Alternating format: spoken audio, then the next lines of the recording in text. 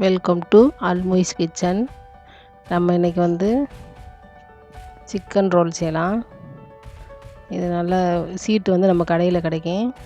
இப்போ பாருங்கள், இதுக்குள்ளே ஜாமான் இங்கே ஃபுல்லாக இதே அதோட சீட்டு. அது ஒரு பாக்கெட்டு.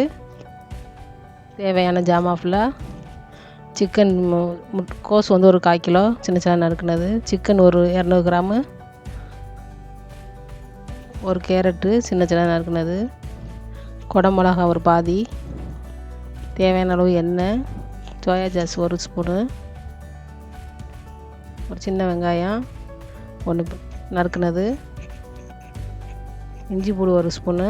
பச்சை மிளகா 2 நறுக்குனது. மஞ்சள் பொடி, garam masala 1 spoon. மிளகாப்பொடி 1 spoon. மல்லிப்பொடி 1 spoon.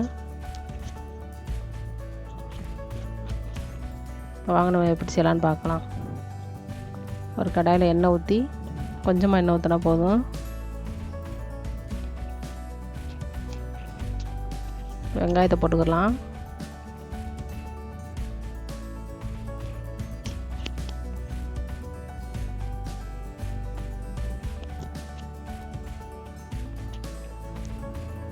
வெங்காயம் நல்லா வெந்தோடனே லேசாக வந்தால் போதும். நம்ம கறி போட்டுக்கலாம்.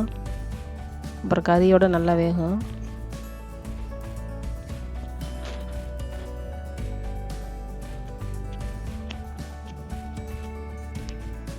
சின்ன சின்னதாக பொடிசாக நறுக்குன கோழிக்கறி நம்ம போட்டுக்கலாம்.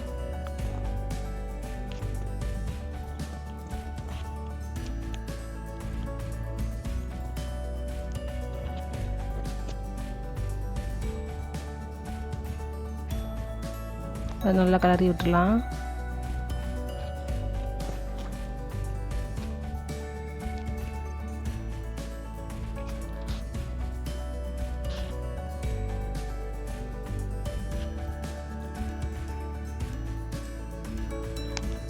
உப்பு தேவையான உப்பு போட்டுடலாம்.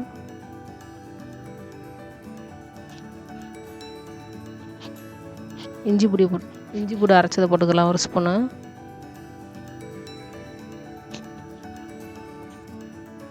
நல்லா பச்சை வாடை போகிற வரைக்கும் நல்லா கிளறி விட்டுக்கலாம்.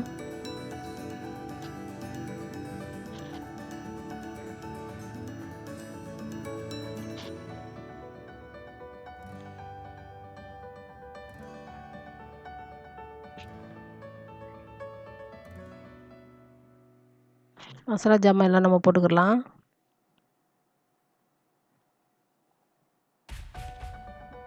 அதை நல்லா கிளறி விட்டுக்கலாம்.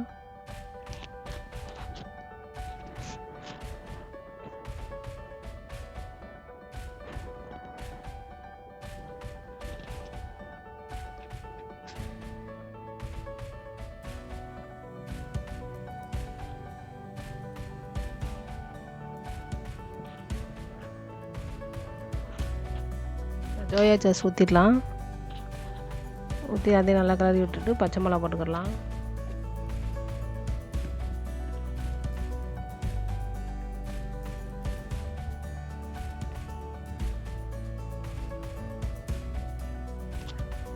வினிகர் 1 ஸ்பூன் ஊற்றிக்கலாம்.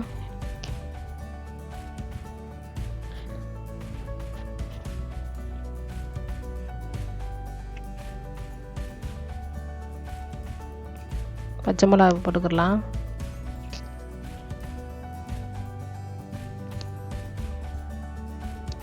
கேரட்டு பொடிசான கேரட் போட்டுக்கலாம்.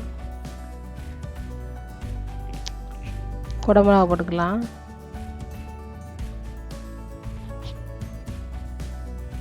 கோஸ் போட்டுக்கலாம்.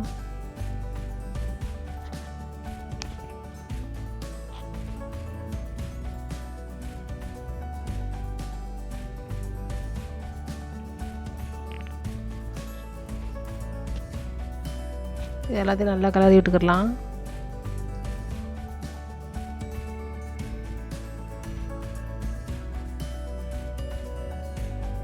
இப்போ பாருங்கள், நல்லா வெந்துருச்சு எல்லாமே.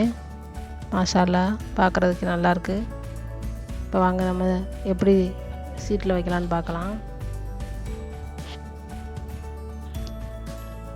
எல்லாம் நல்லா வெந்துருச்சு. நம்ம சீட்டில் வைக்கையில் வந்து ரொம்ப எண்ணெயில் போட்டு வேக வைக்கணும் தேவையில்லை. சீட்டு லேசாக தான் இருக்கும், அதனால் நம்ம போட்டோன்னே எடுத்துடலாம். நல்லா ஆறட்டும். ஆறணும் நம்ம எடுத்து வைப்போம். மைதா மாவு வந்து தண்ணி ஊற்றி கொஞ்சமாக கரைச்சி வச்சுருக்கேன். இது வந்து இந்த சீட்டில் வந்து நம்ம எடுத்து வச்சிடலாம். இப்போ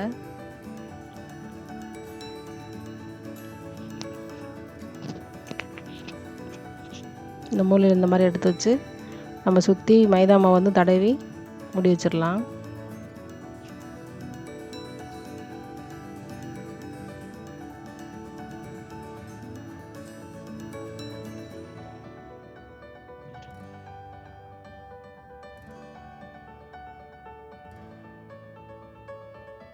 இந்த பக்கம் மடக்கி நடுவில் சுற்றிட்டு ஒரு மடக்கு மடக்கிடலாம்.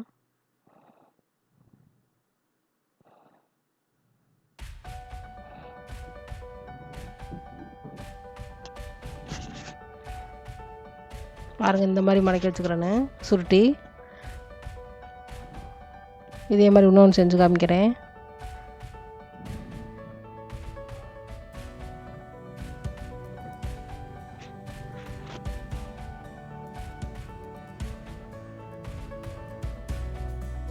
மைதா மாவு பசையை நம்ம வந்து ஓரத்தில் தடவிக்கிடுவோம்.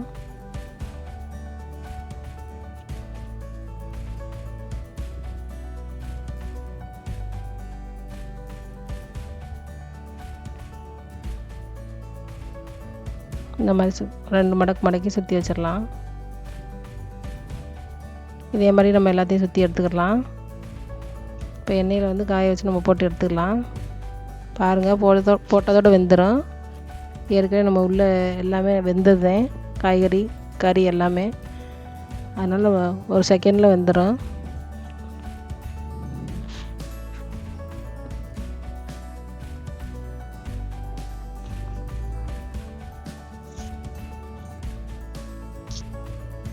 இது புரட்டி போட்டுக்கலாம்.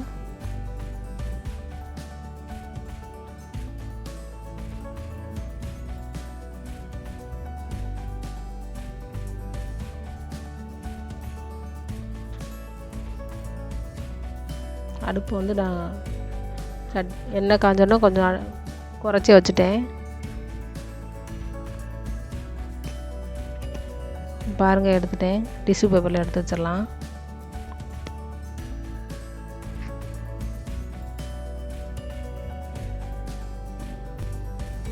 மாஷா அல்லாஹ், பாருங்கள் நல்லா மொறுமொறுன்னு வந்திருக்கு. நீங்களும் இதே மாதிரி செஞ்சு பாருங்கள்.